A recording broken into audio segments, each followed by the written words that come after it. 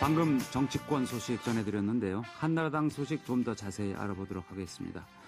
당장 이번 주 금요일에 있을 원내대표 선거가 비대위 구성과 당권의 향배에 큰 영향을 미칠 것으로 보이는데요. 당 지도부 공백기에 사실상 실권을 가지게 될 원내대표로 누가 당선될지 출사표를 던진 후보자들에게 관심이 쏠리고 있습니다. 오늘 이 시간에는 한나라당 원내대표 경선 출마 선언을 앞두고 있는 중립성향의 사선 의원 황우여 의원과 말씀 나눠보겠습니다. 황 의원님 안녕하십니까? 네, 안녕하십니까? 네, 원래 한나라당 원내대표 경선이 오늘 치르기로 했었는데 금요일로 연기가 됐죠? 네네. 그러면 금요일로 예정대로 좀 진행은 되는 겁니까? 네네. 지난번에 오늘 치르려는 경선이요. 삽시간에 한 70여 명 정도가 연찬을 좀 하고 국민의 마음을 잘 읽고 우리가 짚고 넘어갈 것을 짚고 넘어간 다음에 하는 것이 좋지 않느냐. 그대로 한다면은 주류의 또 강경일변도 계파 중심의 결론이 나와서 민심에 역행할 수 있다. 이런 의견이 분분해서 표결 끝에 연기하게 됐습니다. 네, 그러니까 오늘 연찬회 난상 토론을 거친 뒤에 하자 이렇게 된 거죠. 예. 네. 황우여 의원께서는 원내대표 경선 출마가 기정사실로 보이는데 아직 정식으로 출사표는 안 던지셨죠? 네, 오늘 연찬도 있고요. 네. 또 이렇게 당이 여러 가지로 검토해야 될 텐데 먼저 출마를 외치고 요란하게 하는 것보다 다 정리된 상황에서 하는 것이 옳다 해서 이제 곧 하겠습니다. 네. 지금 4.27 재보선 패배 이후에 한나라당 쇄신 방향에 대해서 여러 가지 의견들이 나오고 있는데 황 의원께서는 어떤 방향으로 쇄신이 이루어져야 한다는 생각이십니까? 한마디로 말씀드려서 당의 화합 그리고 이번에 국민의 이러한 변화의 목소리 요구에 대한 부응하는 것이 우리의 쇄신책이라고 하겠습니다. 네. 지금 원내대표에 출마하는 분들을 보면 부산 경남 지역 또 대구 경북 지역 이쪽 분들이 세 분 계시고 황 의원이 이제 유일하게 수도권이신데 말이죠. 수도권 의원들의 쇄신 목소리 요구가 더 크지 않습니까? 지금 어떻습니까? 좀 수도권 의원들을 대변하신다면은 네. 어떤 의견 내시겠습니까? 우리 정권이 수도권의 강력한 지지에 의해서 형성되었다고 말씀드려도 과언이 아닌데요. 수도권이 대변하는 민심은요.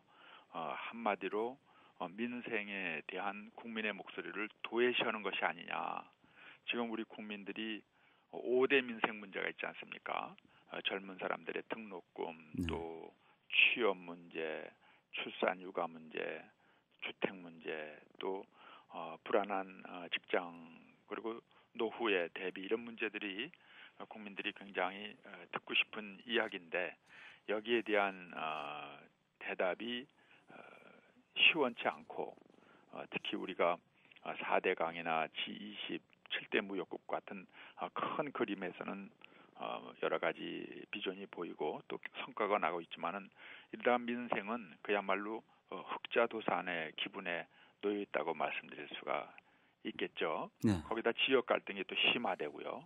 그래서 이런 것은 뭐 어제 오늘의 결과라기보다는 우리의 고도 성장에 따르는 성장통 또는 과잉 경쟁이나 성과 위주의 그동안의 국정 운영 방향인데 그래서 높은 자살률, 출생 저하, 또 만혼, 이러한 여러 가지 이혼 문제, 이런 가정 파괴에 이르기까지 여러 가지 문제가 있는데 이러한 책임을 떠나서 해답을 보여주는 국정 운영이 중요합니다. 그래서 이러한 민생을 이제 정부에도 제대로 알리고 목소리를 내고 하는 당의 입장, 국회 입장 이러한 부분에 대한 국민의 아주 강한 불만과 또 시정 쇄신을 요구하는 것이기 때문에 여기에 쇄신에 초점이 맞춰져야 되고요.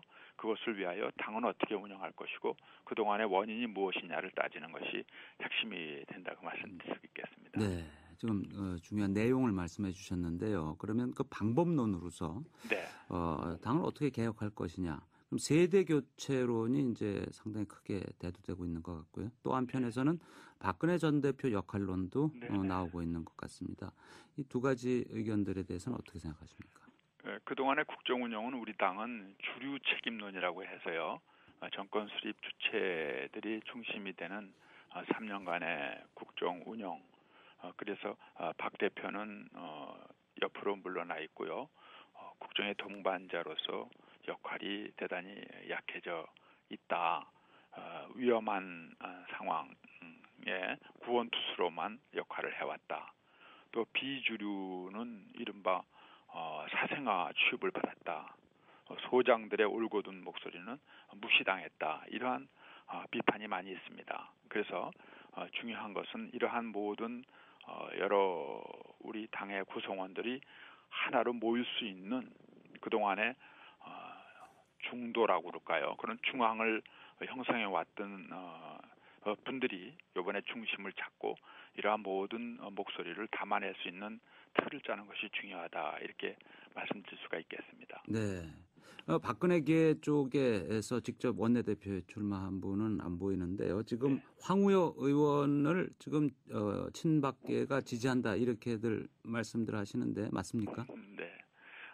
친박계가 뭐 한나로 지지한다기보다는 제가 지금 말씀드린 대로요. 그동안에 소외되었던 모든 분들이 담아낼 수 있는 그 목소리를 담아낼 수 있는 중심 역할을 형성해야 되는데요.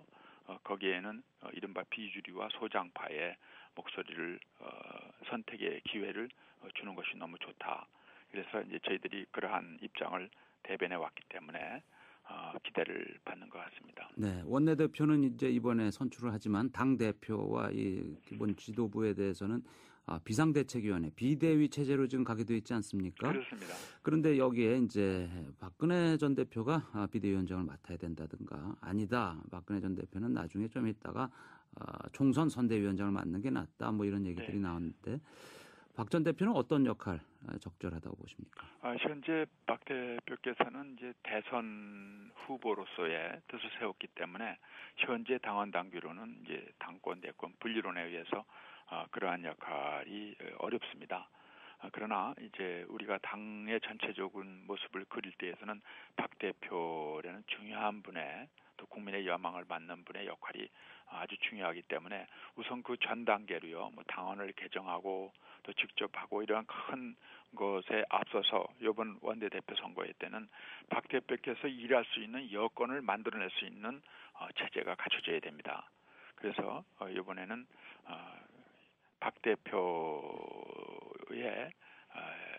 충분한 활동을 여건 조성을 해내는 팀을 짜자. 이런 것이 저희들이 생각하는 우선의 일이라고 생각하겠습니다. 네. 대통령 선거 출마를 사실상 또 명백히 한 또 다른 분, 또 정몽준 전 대표 같은 경우는 당권과 대권의 분리 이거는 좀 사실 비현실적이다. 이거 당원을 개정하자 뭐 이렇게 또 얘기를 했는데 어떻게 보십니까? 그 부분에 대해서는 저희 당의 역사가 있습니다. 오랫동안 논의해서 당원을 만들고 지난번 작년에 있었던 당원 당규 개정 때도 이 부분은 모든 여러 우리 당내의 목소리가 그 부분은 손대지 말자 이렇게 했는데요. 우리 정몽준 전 대표께서 이러한 말씀을 하신 것도 우리가 귀담아서 아마 논의는 해야 되겠지만 우선 당장 이렇다 저렇다 결론 내는 것은 지금 너무 급한 일 아닌가 생각합니다. 네. 그러면은 비상대책위원회 위원장으로 지금 5선인 김형호 전 국회의장 또 친박계 6선인 홍사덕 의원 이런 분들 유력하게 거론이 되고 있는데 비대위원장으로는 어떤 인물이 적절하다고 보십니까? 이번에 비대위는 이 과도적 성격이 있지 않겠습니까? 예. 그래서 전당대회 개최 때까지 한시적인 준비 또 당의 수습 이러한 일을 맡으셔야 하기 때문에 당의 원로 중진 중에요. 앞으로 뭐 대권이나 다른 뜻이 없는 사심 없이 당을 꾸려나갈 수 있는 분이 맡으시면 된다 생각합니다. 네. 그럼 금요일 선거에 대해서 여쭙겠습니다. 원내대표 선거 지금 안경률 의원, 이병석 의원 이 두 분이 친이계 주류로 분류가 되고요. PK, TK 이렇게 표현할 수가 있겠고 그리고 황 의원 인천이시죠. 그다음에 이주영 의원 이 비주류 두 분이 계신데 어떻습니까? 직접 뛰어든 당사자로서 어떤 성향의 인물이 이 당 쇄신에 적합하다고 보십니까? 우리 당의 어떤 그 경색이라고 그럴까요? 화합을 제가 이번에 이 원내 대표 선거 준비하면서 제가 3년 전에 초기에 출마 준비했던 때에 여러 가지 준비한 자료가 있었습니다. 하나도 새로운 것이 없이 우리의 문제가 그대로 유지되고 있구나 하는 생각을 했습니다. 그래서 이번에는 중도 중심론이라고 할까요? 한 마당을 이루어야 되겠다.